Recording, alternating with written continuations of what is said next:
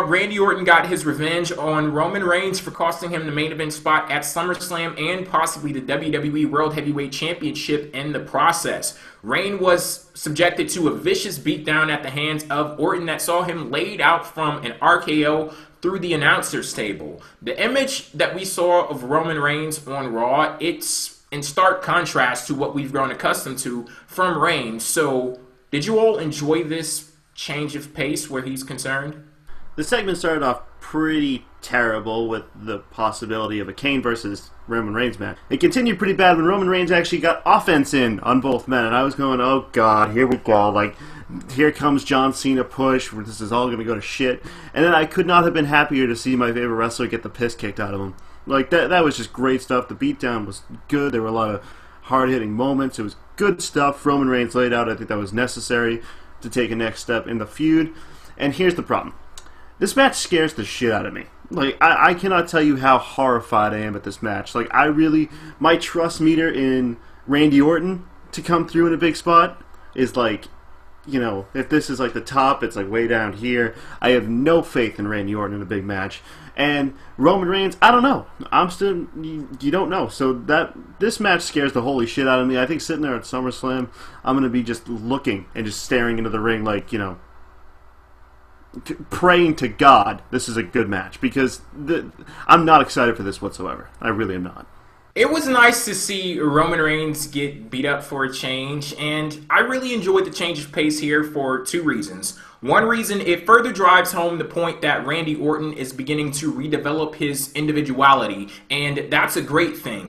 For the longest time, he's been in the shadow of the Authority, and while it has enabled them to tell great stories like they told with The Shield versus Evolution, there's still a whole hell of a lot of value that they were missing out with Randy Orton, the person. And I've said it before, and I'll say it again. When Randy Orton is at his best, he is the best. And with this simmering tension that's been building up within the Authority, and we saw a whole lot more of that between specifically Randy Orton and Triple H on Monday Night Raw, continuing to see him break away from the Authority and grow, or like I said, redevelop back into who he is as the Apex Predator. I can't wait to see where it eventually goes. And the second reason why I like this move is because it breaks away from what was beginning to become a formulaic march to the main event for Roman Reigns. And it seemed as if things were falling perfectly in line for him, a little too perfectly as far as I was concerned. And it's great that he was given the ability to suffer a setback here, and he basically suffered a setback in the form of getting beat the hell up. And all throughout the beating, Randy Orton was verbally berating him, screaming at him, literally adding insult to injury when he was basically saying that Roman Reigns was less than a man. And I can't wait to see where he goes from this point. I'm excited to see how Roman Reigns recovers from this, because like I said, things were falling into line too perfectly for Roman Reigns. He was going down a road that I didn't really like, and now I'm hoping that it kind of corrects itself and we get to see more of the badassness that is Roman Reigns.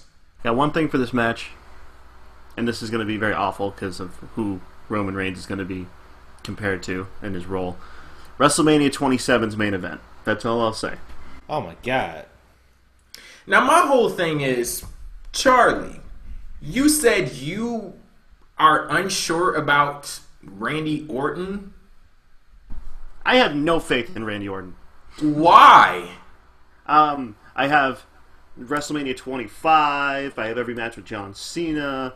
You know, when this guy goes into a match that is very important, he has not been very good. Oh, come on. See, as far as I'm concerned, in all of those other matches that you're talking about, those are extenuating circumstances. Like, there was other shit going on in that Triple H versus Randy Orton match at WrestleMania 25, and also the fact that they've done John Cena versus Randy Orton a million fucking times. That was also working against them. I'm not going to sit here and try to put the fucking blame on Randy Orton. Like I said, the dude, when he's at his best, he is the best. He's severely It's all he's criminally underrated in the ring. Not to be criminally the best. underrated. You know, Randy Orton was on fire, okay? I don't care what anybody says. His babyface run from 2011 to up until he turned heel, that dude was on fire. He had nothing, and he made something out of it. He was one of the most over guys in the company going through mid-card acts. And those matches he had, even matches on Raw and SmackDown, the lesser shows, he turned crap into gold, man. You are criminally underrating this man. This man knows... I don't have any faith in that dude's attitude, right? Come on. Are you going back to the whole stupid thing? I'm going right to the... I'm waiting for that moment. Randy, you're just going to lose this match, and this match is going to suck. You want to talk about attitudes, but when it comes to a certain straight edge guy, you want to let that slide. But you know what? That's none of my business. Charlie, you know me as Mr. Accountability. I blow past the bullshit. As big as a fan I am of Roman Reigns, and you know what you're doing, I want to see if you can admit to what you're doing, because you know what you're doing. I don't trust Randy Orton. I've never trusted Randy. I've always said, if big match situation, give me John Cena. Do you really want to make me say this? I would like to hear you say it. What you're doing, you're setting up yourself so that you have an excuse if this match turns to shit. So if this is a horrible ass match, so you can say it was Randy Orton's fault. Woo! Preach! I also said I was unconvinced on Roman Reigns, and I don't trust Randy Orton to be able to carry him. See, here's the thing with Roman Reigns. I think WWE has done a great job of establishing who he is. Now it's about time that we start to see what he can do. And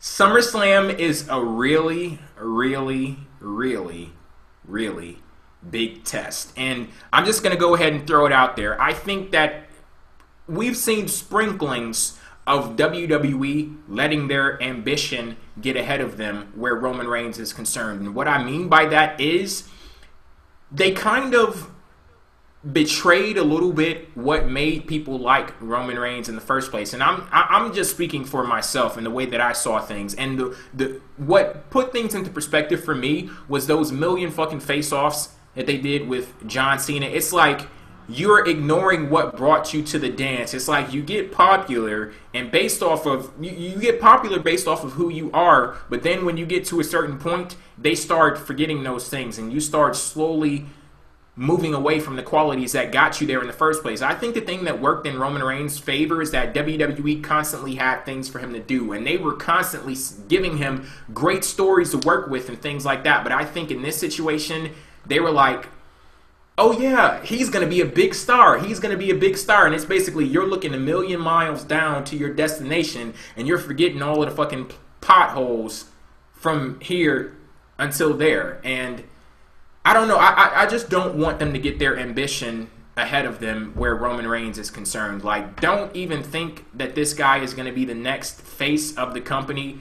Just give him good shit to work with and take it from there and bam. And if he naturally becomes that, then more power to him. But don't let your ambition get ahead of you. I agree. I mean, but here's the thing with me. I actually think that this is probably going to be a decent match. I'm going to give them a chance.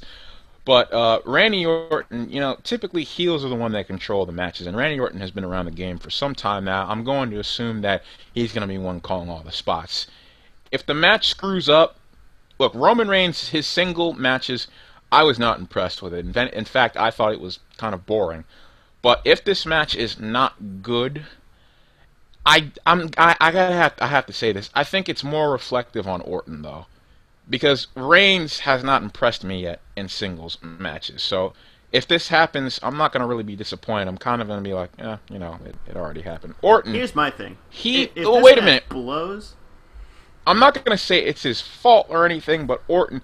I think that Orton is going to do a good job. When it's crunch time, he's on fire. When he's the best, he is the best. But if the match sucks, he is the one that's going to be controlling this match. I don't think it's going to suck, but I I can kind of see where Charlie is going with this. I just don't agree that he's not good at crunch time. Well, just for clarity's sake, real quick, just going back to a point that you made earlier, Charlie, how many big time matches have we seen Randy Orton step up and really be the guy that he's been on a regular basis? Not many. Nah. Totally untrue. This I mean, guy can you was name 3 or 4 matches? Like where he performed well as like the big guy. Cody Rhodes. Christian. Yeah. Yeah, but even those were like the secondary title then.